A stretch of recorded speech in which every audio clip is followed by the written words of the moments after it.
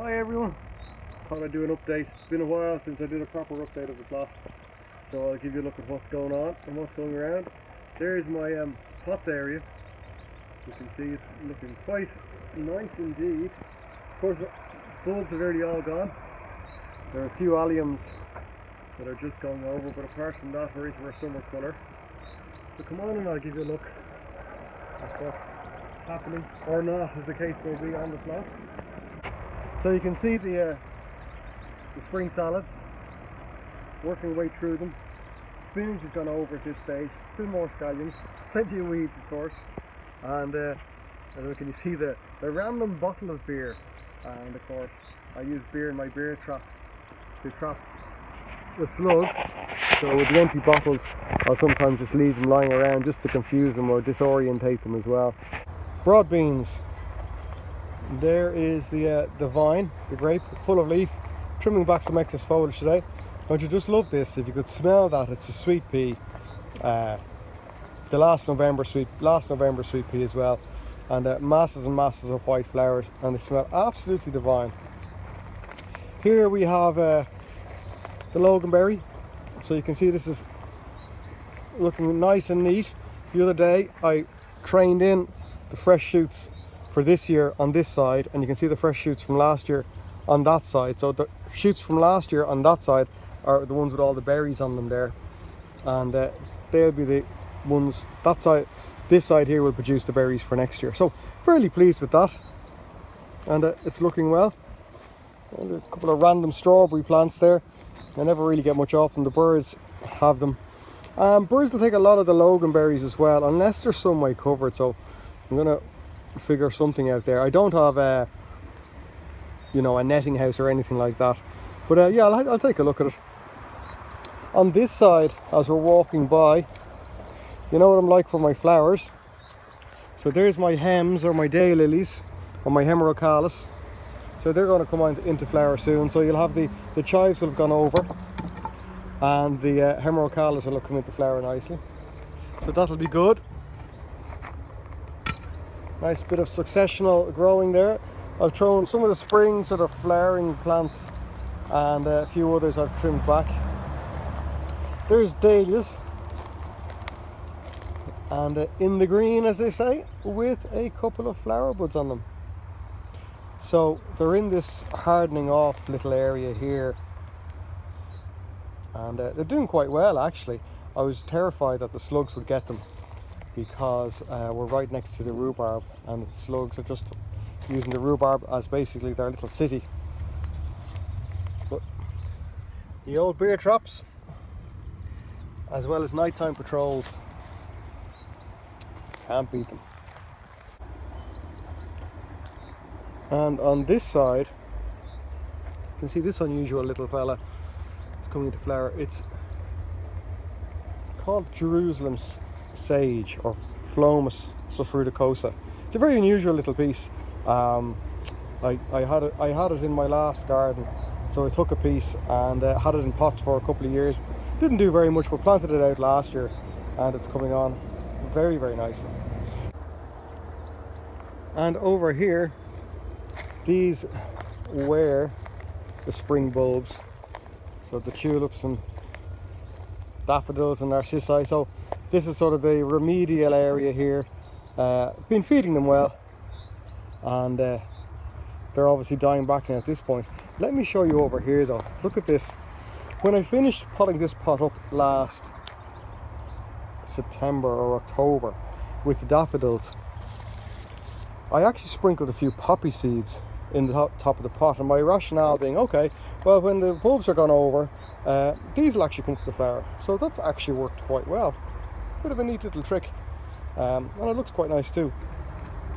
So that's grand. So there's the bulbs. There's camellias there that I need to actually feed and do a little bit of treatment on them, and some apple trees as well in the background there. They finished flowering at this stage. There you can see there's young apples. You can see the young apples there. So pleased enough with those guys. They'll need a bit of a summer pruning to shape them up a little bit. Gladioli, And some lilium bulbs just coming into flower. And there's onions there. So they're the onions from seed that I actually did. So pretty pleased with them, considering they were a little bit mistreated, which don't tell anyone. I am worried about them. They are being eaten by slugs, but I think the pigeons have also had a go with them as well.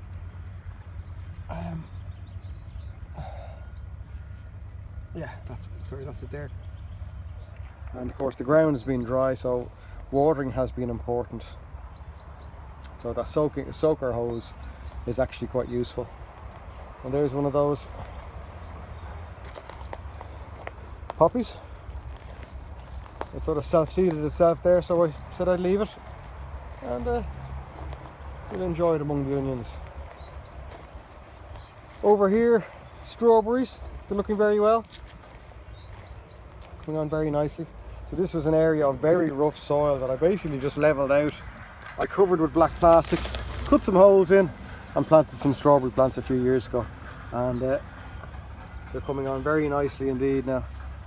Of course, slugs are a problem from a ground attack, so we have more beer traps, thanks very much, and from the air we have the birds, so netting is used to keep the birds away. I've uncovered them today to let some sun in to help them ripen, but they won't be long, so looking forward to tasting them.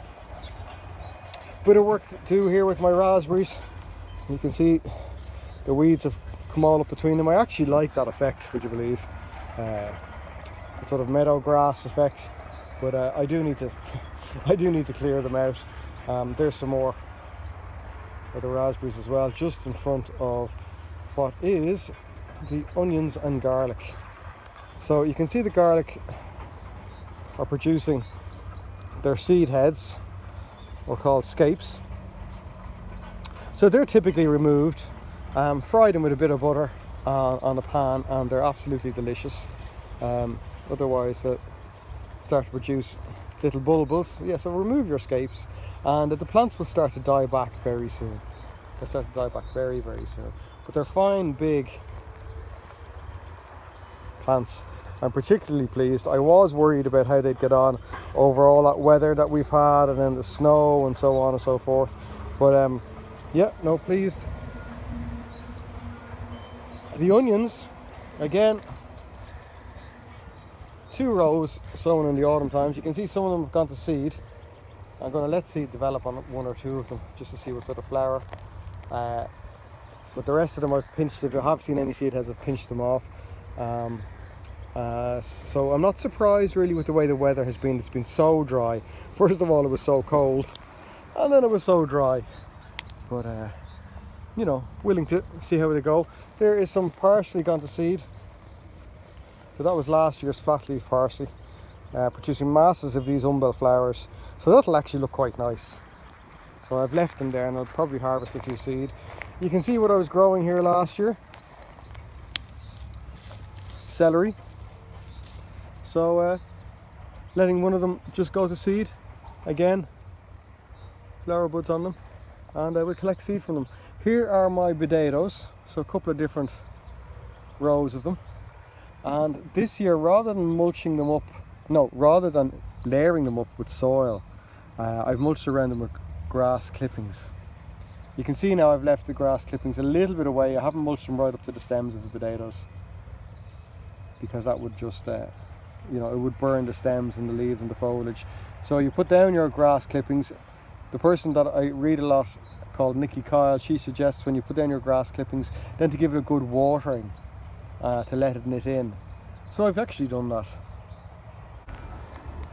This area here and this area here, I haven't actually decided if I'm going to grow stuff in them. I have sweet corn and I have various gourds to grow, but I'm thinking I might grow them over in the allotment instead, and just leave these areas clean with sheets of black plastic over them. That's my current thinking, to be honest, because it is a shaded spot. It doesn't look like it at the moment because we're in the later afternoon and the sun is beaming down, but for a lot of the day it doesn't get sunshine. So we'll see. We'll see. And here, by the way, while we're on that topic of areas, here's my wildflower sort of meadow area. And basically I've just left it and not trimmed it. Plenty of buttercup and flower there. You can also see there's clover in there too. There's some hesperus, I think. Plenty of different plants. And of course I put in this gunnera a few years ago. It was one that I was growing in a container. It's not the one that spreads all over this place. It's a gunnera macciata, and it just sort of clumps out. So it gives a lovely effect. And in there is a hole in there sometimes that fills with water during the during the wet season. But at the moment it's quite dry. But I like this area. Look at the celery plants. These are the ones that I did last February in this little container. Do you remember I sowed, jeepers, I must have sowed about 16 plants in the little container. And the way what I figured was, well, it was like a little glass house within a glass house. So they've actually come on nicely. There is probably about 8 plants left. And yeah, happy days. So there we are. That's a good overview of what's going on here. I have to say, looking very nice. Good time of year for it. So speaking of tidying, the people over at Chester and Cook asked me if I'd like a tool holder for the shed. Now, I get plenty, when I'm over on Twitter, I get plenty of offers of gifts and pieces to trial. I don't usually, because I find I'm quite happy with how I go about it, what I have and what I use. But I saw this and I was like, that's nice. That's very nice. It's very different. Maybe having a tool storage holder like this will make a difference, but it's a lovely finish, I have to say. So I'm going to give it a go, and I shall do a report on it as part of one of my updates. But yeah, so that's something different again.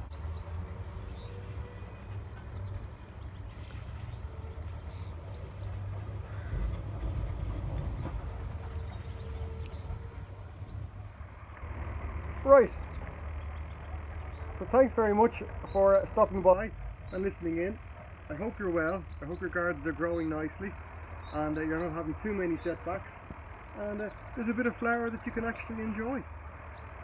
Thanks for the likes, thanks for the subscriptions, and of course thanks for the comments and the chats. I think they're the most important, aren't they? Sharing what we're doing. So look after yourselves, and I'll see you on the next one. All the best. Bye.